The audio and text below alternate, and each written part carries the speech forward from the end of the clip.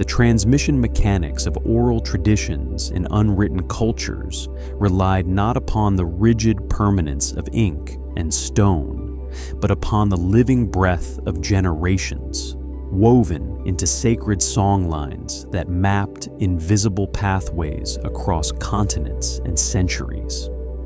Within these ancient frameworks, deep time was preserved through rhythmic cadence and sacred geography, where every river bend, mountain ridge, and desert salt pan functioned as a living verse in an unbroken mnemonic epic. Across disparate indigenous traditions, cross-cultural archetypes emerged of silent, non-interfering wanderers who moved through the tribal encampments with an uncanny, sorrowful familiarity,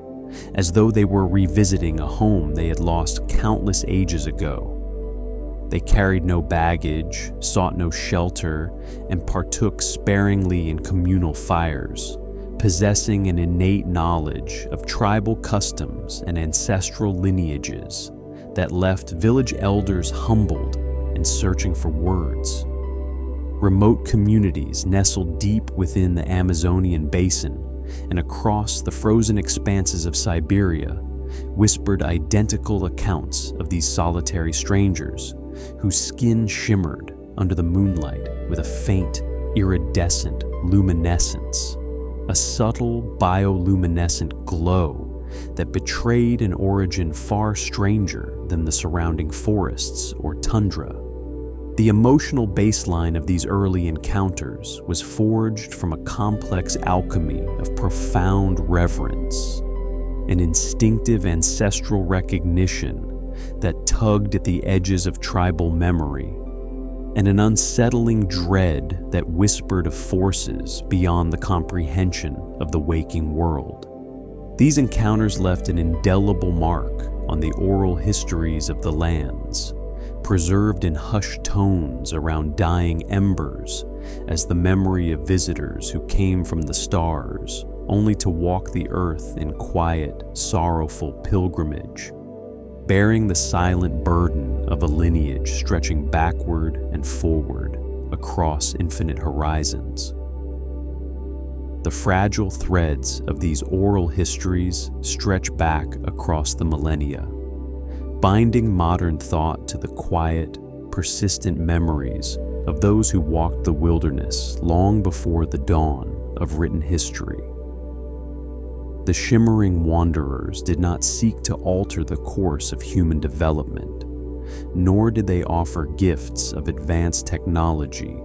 or celestial secrets, choosing instead to blend into the rhythms of the land with a profound and heavy patience. Their presence was a living testament to a connection that transcended ordinary biology, an unspoken bond recognized not by the conscious mind, but by the deep, resonant pulse of the human genome, echoing its own distant origins. Elders spoke of how these figures would stand for hours at the edge of the tree line, gazing up at the night sky with an expression of infinite melancholy, as if measuring the immense gulf between the world they inhabited and the vast cosmic architectures from which they had descended. This silent vigil formed a quiet bridge over epochs, linking the primitive hearths of early hunter-gatherers to the far-flung future of an interstellar species looking back at its own infancy through the hazy lens of time. The stories passed down from parent to child retained this dual nature of sacred comfort and deep existential mystery, framing the wanderers not as gods or visiting monsters, but as tragic, wandering custodians of a lineage that had looped back upon itself. Within the smoke of the evening fires, the listeners felt the weight of years stretching infinitely in both directions, realizing that the earth was merely a temporary resting place for travelers who belonged to the stars, yet remained inextricably tethered to the dust of the ground they walked upon. The memory of those footsteps faded slowly into the mythos of the land, becoming part of the wind that whispered through ancient canopies and the rivers that carved their silent paths through the bedrock of a changing world. Yet the resonance never truly vanished, lingering just beneath the surface of human consciousness like a subterranean current feeding the deep roots of civilization before it even learned to build. Every generation inherited a fragment of that quiet longing, an inexplicable ache that stirred beneath the ribs whenever the night sky opened up in its full, terrifying majesty, reminding them of a kinship they could neither name nor forget.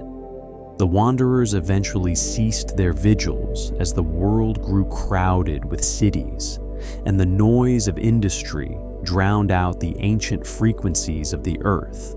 retreating into the deepest margins of the collective psyche, where memory blurs into dream.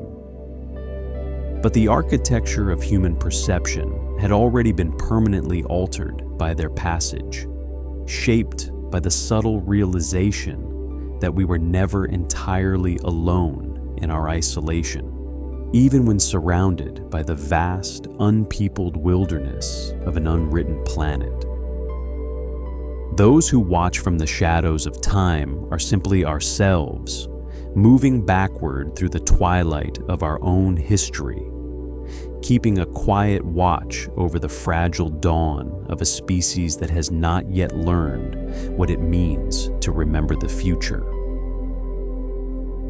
19th and early 20th century ethnographers mapping remote frontiers frequently recorded bewildering linguistic field notes detailing what they termed impossible dialects spoken by enigmatic outsiders who drifted into tribal camps without warning. These transcripts captured fragments of speech that defied standard linguistic classification, featuring grammar structures and root systems that predated the surrounding regional families by millennia. Oral accounts preserved by indigenous historians described how these visitors communicated using ancient ancestral vocabulary, yet applied those archaic terms to describe abstract technological and temporal concepts that had no business existing in a pre-industrial wilderness. They spoke of vast engines, folding horizons, and severed timelines using metaphors drawn from river currents, stone carving, and seasonal shifts, creating a disorienting blend of primitive syntax and hyper-advanced abstraction. This phenomenon manifested as a strange linguistic echo, where tribal elders listening closely to the strangers recognized the familiar rhythmic cadence of their own native tongue, yet warped and twisted by thousands of years of phonetic drift and structural decay, as though listening to an ancestor speaking from the end of time. The legends passed down through subsequent generations claimed that the visitors' words possessed an undeniable physical weight, carrying a resonance so dense that it could vibrate small objects resting on the ground or noticeably alter the ambient temperature around the campfire, dropping the air into a sudden, biting chill whenever they uttered certain forbidden syllables. These acoustic anomalies were not perceived as magic,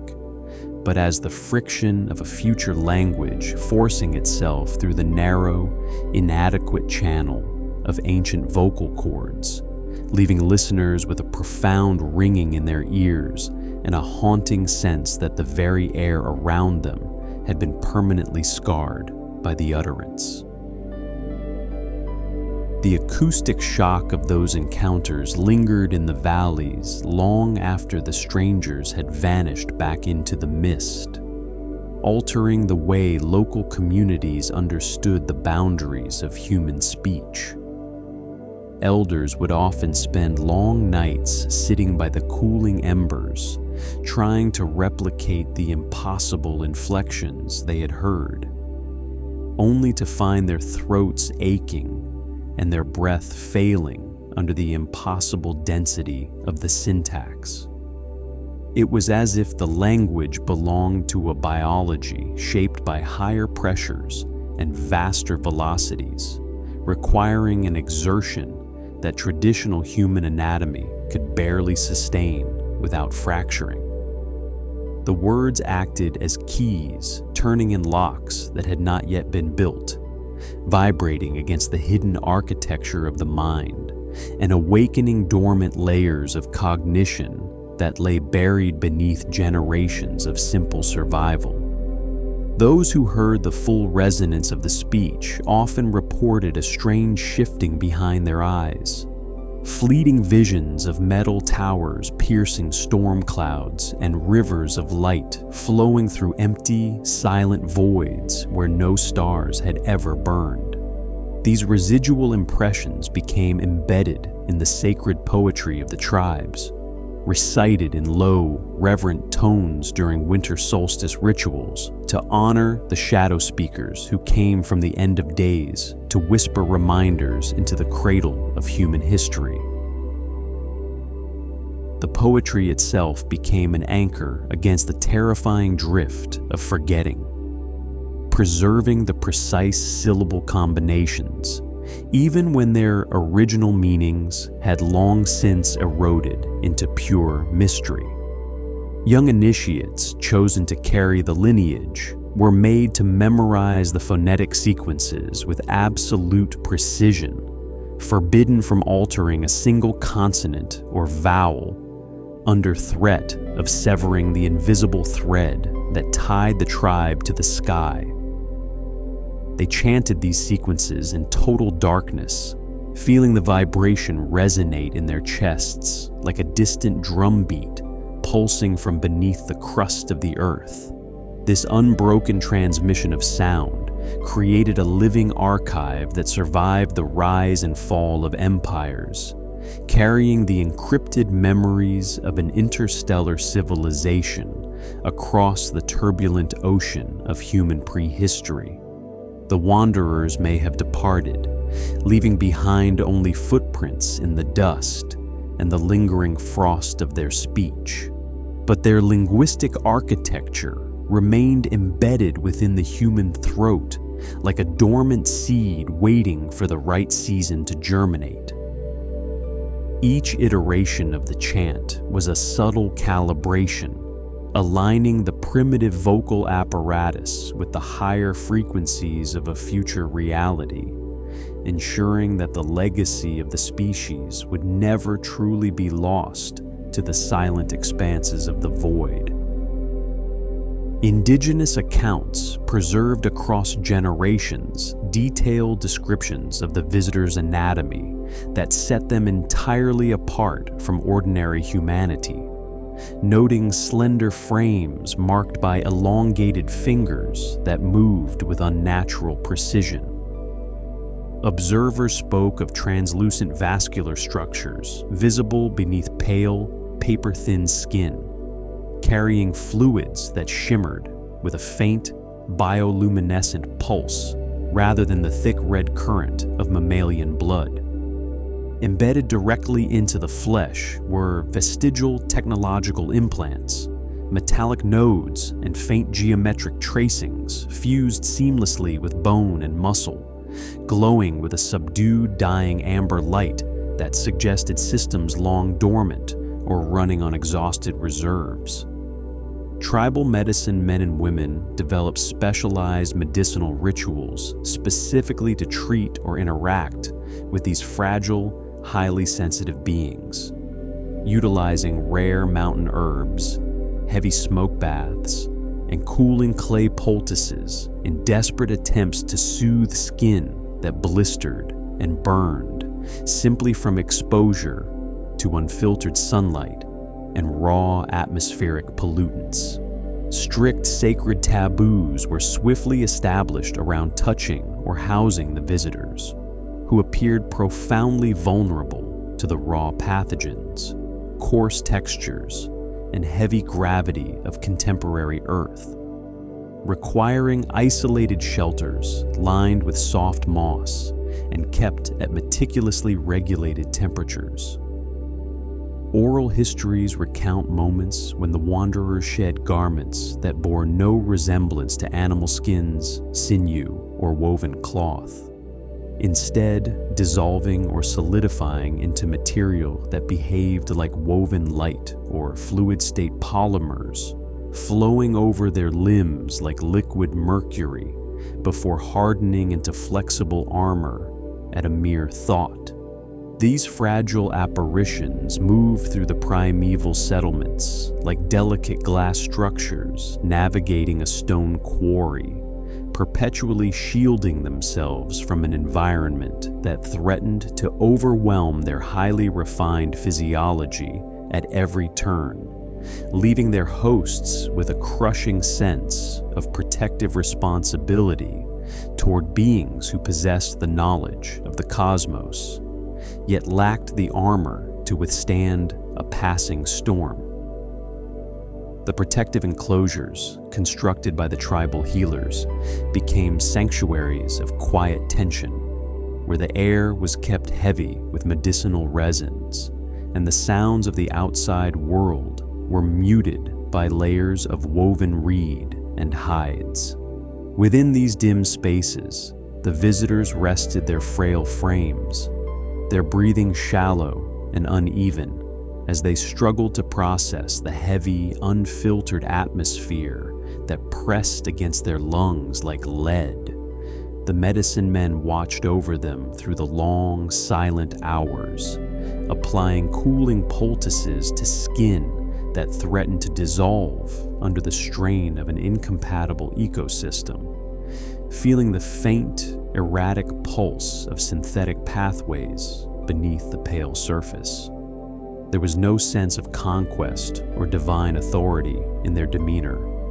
only a profound and weary fragility that transformed the mighty travelers into supplicants dependent on the mercy of the ancient earth. The sacred taboos against physical contact were reinforced by terrifying object lessons. For those few who had dared to touch the exposed nodes of the visitors' implants without protection suffered sudden, violent fevers and months of debilitating dreams that mirrored the long, dark corridors of dying starships. Yet, despite the danger, a deep bond of empathy grew between the indigenous caretakers and their otherworldly guests, forged in the quiet spaces where human compassion bridged the insurmountable gulf between epochs. The garments of fluid-state polymer discarded in the corners of the shelters would occasionally ripple and shift on their own, casting soft, prismatic reflections across the mud walls like trapped auroras, a constant glowing reminder of the impossible distance from which these broken wanderers had fallen. Indigenous songlines passed down through centuries carried chilling descriptions of a fractured sky where the familiar constellations had drifted out of alignment, accompanied by the erratic shifting of invisible magnetic poles and the deep subterranean groaning of a dying planetary core losing its inner fire. Within the quiet intimacy of the tribal shelters, the visitors used sparse gestures and broken archaic phrases to explain the true nature of their journey, revealing that they were not gods or conquerors, but weary pilgrims moving backward through the collapsing corridors of time in a desperate search for the root of their own fading memory.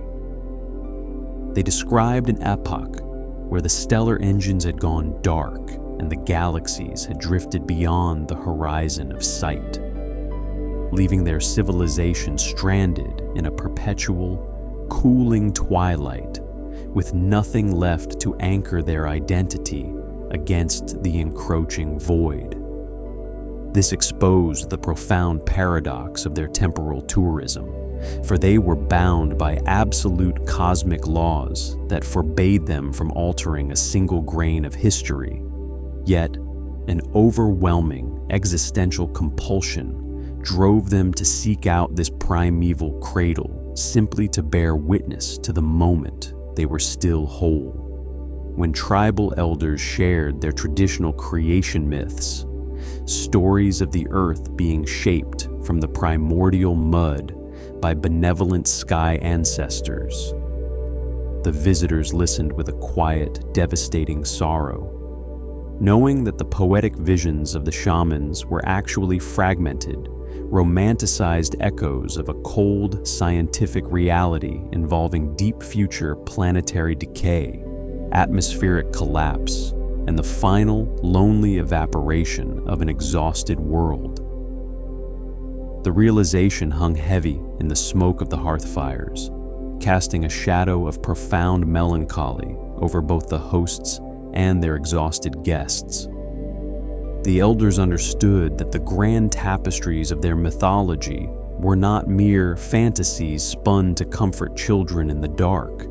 but distorted beacons cast backward across the light years, warnings and reminders left by an ancestral lineage struggling to catch its own reflection in the mirror of the past. The visitors did not offer corrections or dismiss the sacred traditions as primitive superstition. Instead, they honored them with silent vigils, recognizing that human myth was the only vessel strong enough to carry the heavy cargo of deep-time truth across the devastating expanse of the ages. Every songline chanted under the open sky was acknowledged as a vital anchor, preventing the ship of human consciousness from drifting entirely untethered into the howling dark of total oblivion. As the night deepened and the fire burned down to glowing coals, the distinction between the primitive present and the hyper-advanced future dissolved into an irreducible unity, leaving only the quiet pulse of breathing bodies bound together by the shared heritage of a dying universe. The pilgrims knew their time in this sanctuary was drawing to a close, that the fragile equilibrium of their bodies would soon force them to resume their backward migration through the shifting epochs toward whatever final horizon awaited them beyond the edge of recorded memory. The departure came without fanfare or warning, leaving behind only the cold impression where their bodies had rested and a faint, sweet-smelling resin that lingered in the woven reeds of the shelter for days. The tribal caretakers awoke to find the inner chambers empty, the fluid-state polymer garments dissolved into nothingness, and the heavy silence of the wilderness restored to its ancient dominion. They did not search the surrounding forests or send scouts down the river, for they knew the wanderers had simply stepped back through the porous membrane of time, resuming their lonely pilgrimage toward the dark and silent epochs from which they had strayed. The memory of their presence became an immutable cornerstone of the tribal worldview, woven into the deepest cadences of the sacred songs and passed down through generations, not as a historical event, but as a permanent state of being. Whenever the youth of the village gathered by the fire to practice the impossible dialects and trace the ancient phonetic rhythms, they felt the same sudden drop in ambient temperature, the same inexplicable tightening in their chests that reminded them of the fragile strangers who had come from the end of the world to look upon its beginning. It was an enduring legacy of shared grief and profound responsibility, a silent covenant forged across millions of years between a species struggling to survive its infancy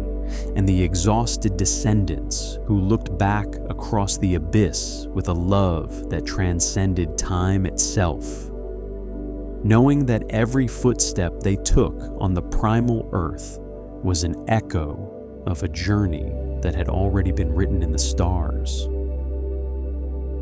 Across the globe, independent oral traditions converge on specific geographical corridors,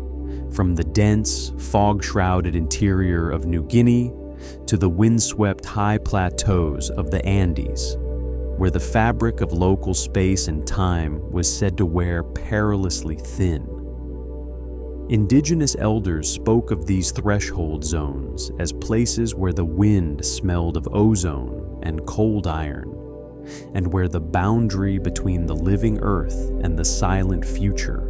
grew so transparent that travelers could hear the distant, hollow humming of dying star machinery vibrating within the bedrock. In the immediate aftermath of these rare visitations, tribal artists pressed pigment into stone, leaving behind enduring petroglyphs and cliffside rock art that captured the haunting silhouettes of the visitors.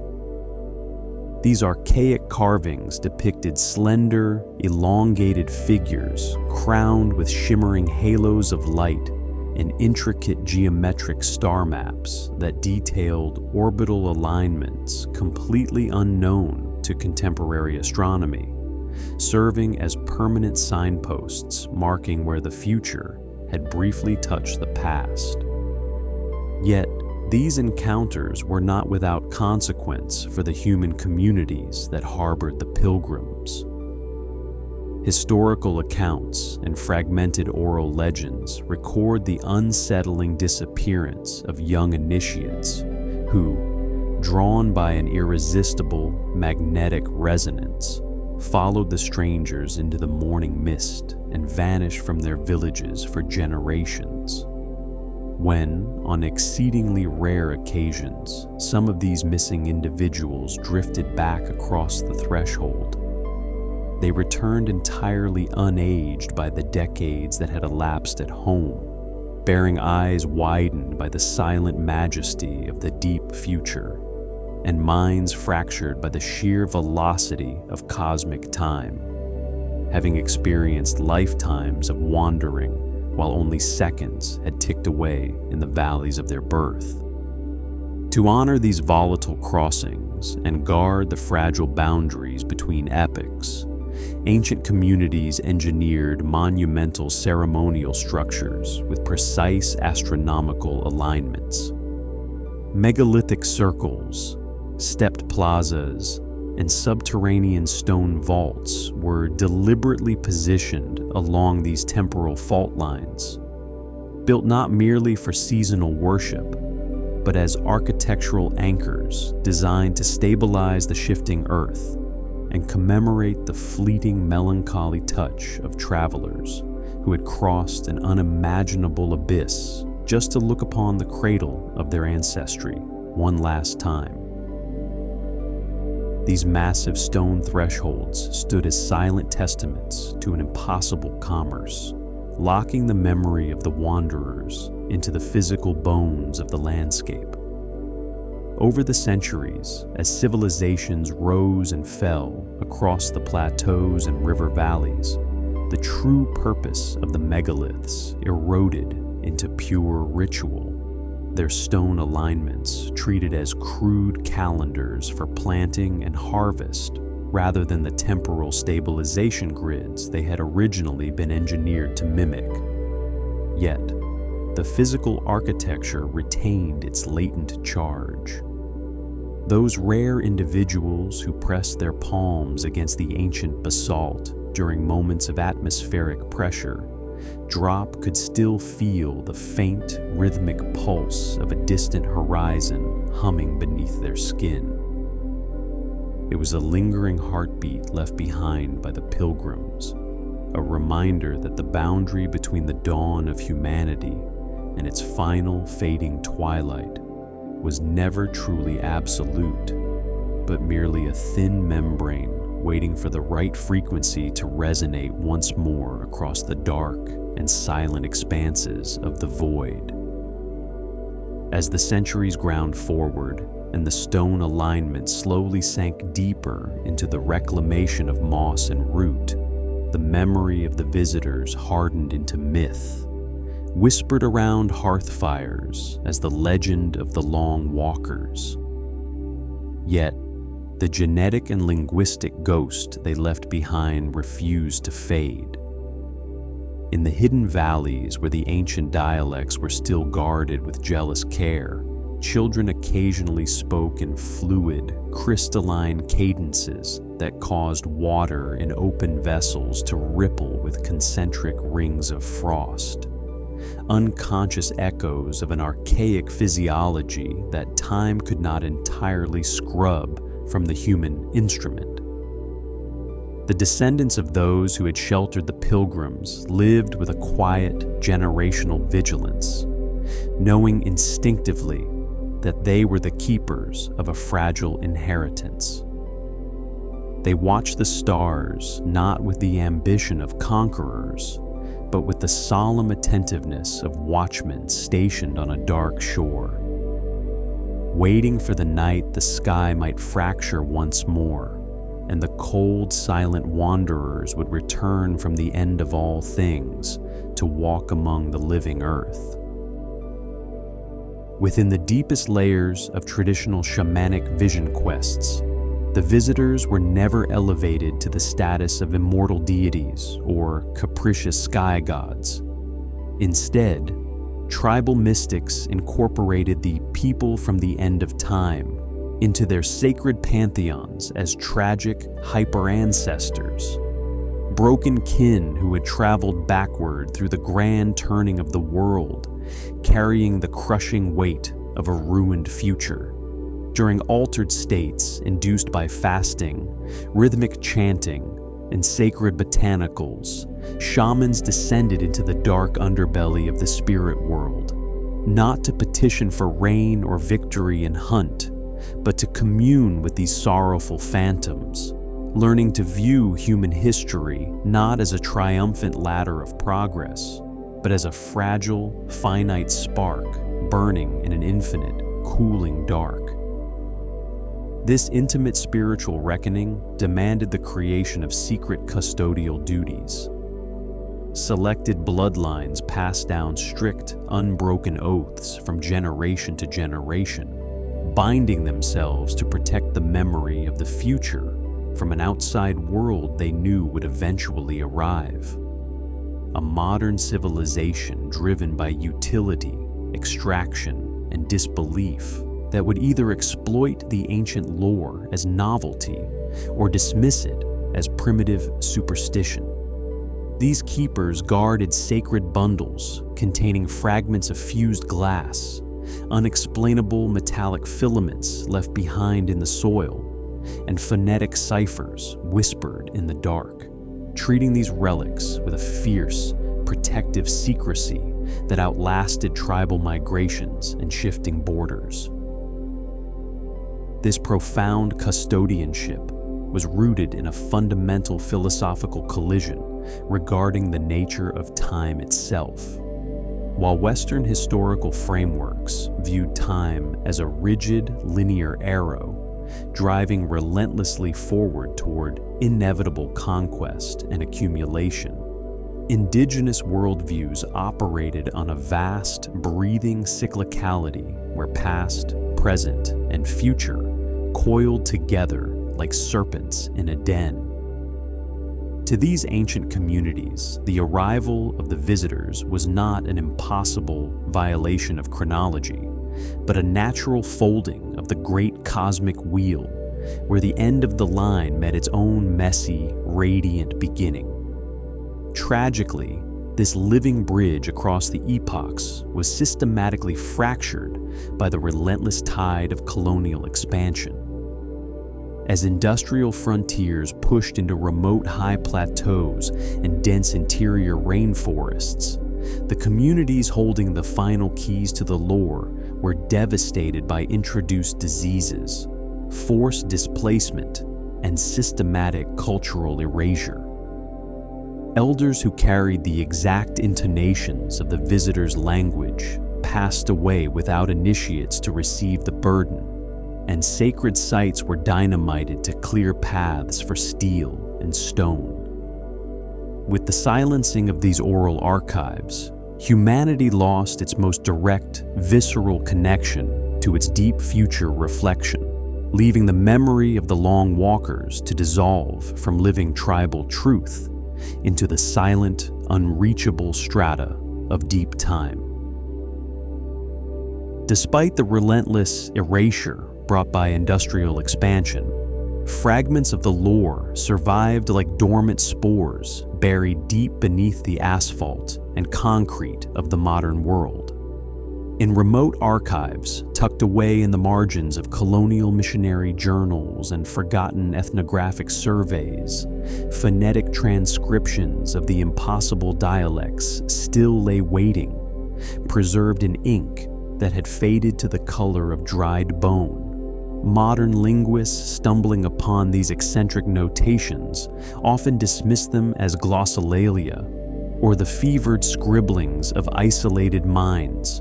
unable to recognize the complex high-frequency syntax encoded within the Latin script.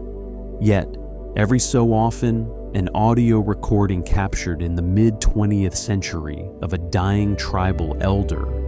reciting a traditional counting song would reveal an inexplicable acoustic anomaly, a sudden, sharp drop in room temperature, accompanied by a microscopic fluctuation in the recording equipment's magnetic ribbon, as if the sheer vibration of the ancient syllables still possessed the density required to bend local physics.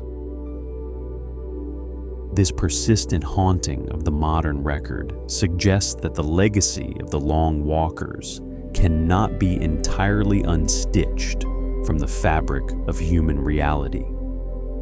Even as humanity hurtles forward into its own digital epoch, consumed by the relentless acceleration of artificial intelligence and planetary networks,